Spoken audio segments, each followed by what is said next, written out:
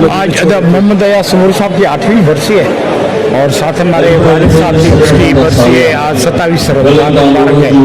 अल्लाह ताला उनको रहमत में जन्नत रहमत देगा। और मोहम्मद अयाज समूरी साहब के स्ट्रगल एक बड़ी अच्छी स्ट्रगल गुजारी।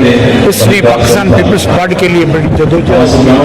उसने मच जेल जैसे तहरीक भुट्टो साहबा ने उसको मेरा भाई कहा था। सो अदा मोहम्मद अयाज साहब ने जितनी गरीबों के लिए जदोजहद की, गरीबों के लिए उसने जितना प्यार मोहब्बत की, वो काबिल तारीफ है। हम आज भी अपने भाई को ये गरीब आवाम में बैठे हैं उन्हें से याद करते हैं।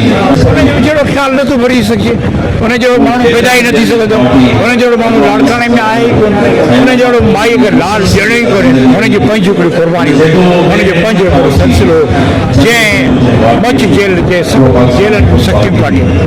हर साल जमा थींदा आहियूं सदायात मोहम्मद अयाज समूरो मरहूम जो वर्सी हिन साल ही 8वीं वर्सी आहे। ये सिर्फ़ु यादगिरी जो ॾींहुं न आहे, हिकिड़े अज़म खे वरजाइण जो ॾींहुं आहे।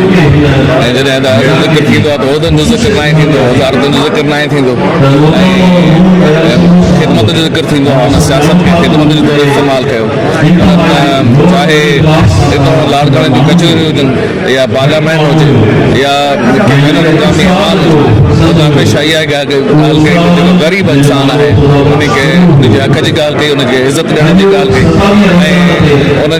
ऐं उनखे मौक़ो फराहम करण जी ॻाल्हि कई। तव्हां ॾिसो था त लाड़काणे में उन जूं महिनत जेका आहे काफ़ी उन जूं जेके ॾिनल सूखड़ियूं आहिनि उहे तव्हांजे अखियुनि जे साम्हूं आहिनि।